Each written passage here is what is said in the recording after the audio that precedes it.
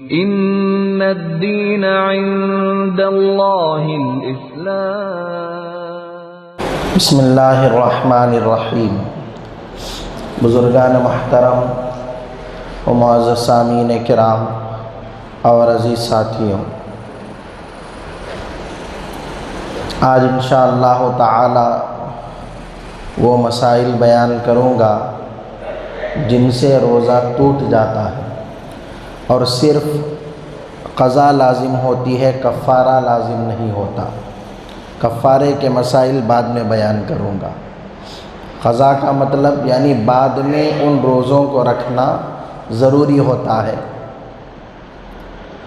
اگر کوئی آدمی جان بوجھ کر اگر بتی کا دھواں یا کوئی بھی دھواں جان بوجھ کر اپنے اندر داخل کرے گا تو روزہ ٹوٹ جائے گا۔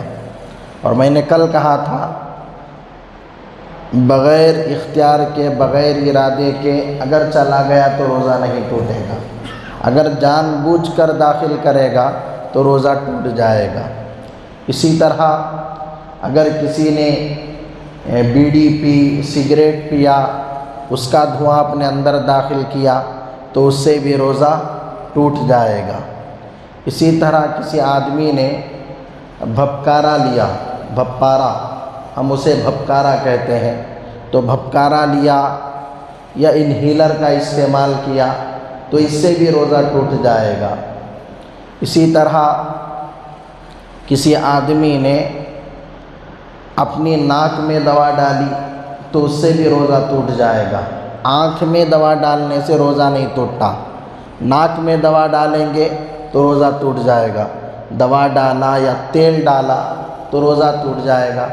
اسی طرح کسی نے کان میں دوا ڈالی یا تیل ڈالا تو اس سے بھی روزہ ٹوٹ جائے گا، اس لیے کہ کان اور ناک کا کنیکشن وہ پیٹ سے یا دماغ سے ہوتا ہے۔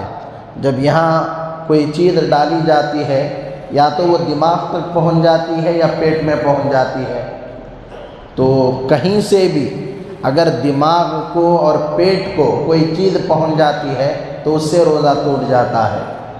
تو ناک میں دوا ڈالنے سے یا تیل ڈالنے سے، کان میں دوا ڈالنے سے یا تیل ڈالنے سے روزہ ٹوٹ جائے گا۔ آنکھ میں ڈالنے سے نہیں ٹوٹے گا، ناک میں اور کان میں۔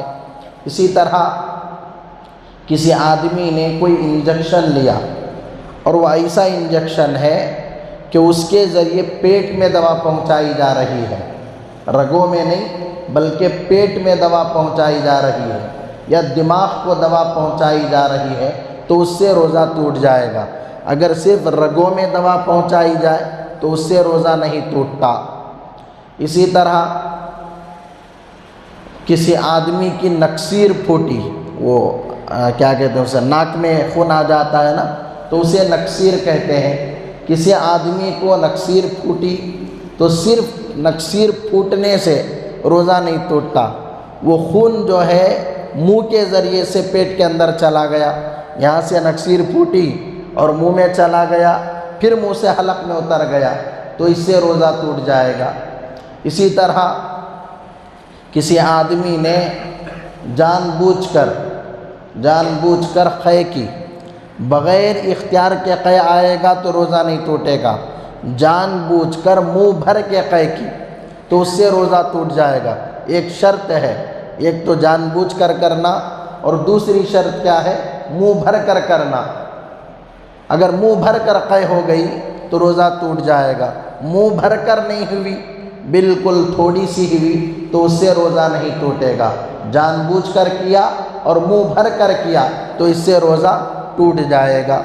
اسی طرح کسی آدمی نے کیا کہتے ہیں مٹی کھا لی یا کنکر کھا لیے، بعض لوگوں کی عادت ہوتی ہے نا مٹی کھانے کی، یا دادا پہاڑ کی مٹی کھاتے ہیں یا اس کی کچھ لوگوں کی چیزیں ہوتی ہیں۔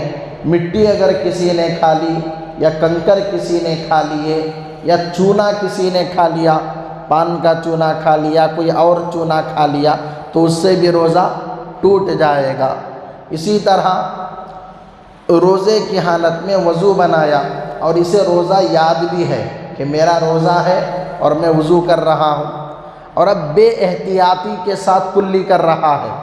روزے کی حالت میں احتیاط کے ساتھ کلی کرنا چاہیے، اب بے احتیاطی کے ساتھ اس نے کلی کی، روزہ یاد تھا، حلق سے پانی نیچے اتر گیا تو روزہ ٹوٹ جائے گا۔ اسے غلطی نہیں بولیں گے بلکہ کچھ اور بولیں گے۔ تو بے احتیاطی کے ساتھ کلی نہیں کرنی چاہیے۔ تو اس طرح اور بھی بہت سارے مسائل ہیں، انشاءاللہ تعالی کل بیان کروں گا۔ اللہم صلی علی سیدنا